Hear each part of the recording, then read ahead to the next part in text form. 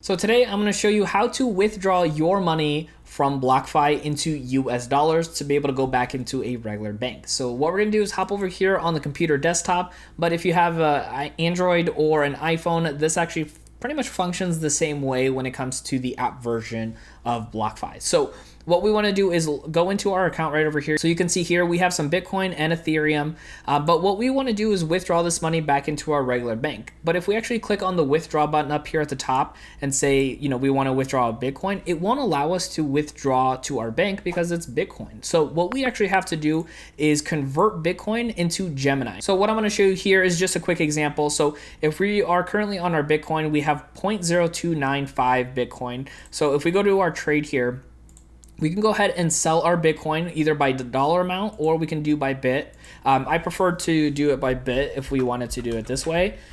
If we wanted to sell all of our Bitcoin, it would look like this. We'd plug in our number, which was down here at the bottom, and it would tell us what it would convert to into Gemini, which would be about $1,459. And then from there, what we can do is once it's converted into Gemini, we can go ahead and click over here to the withdraw button, and then it's going to ask you which currency.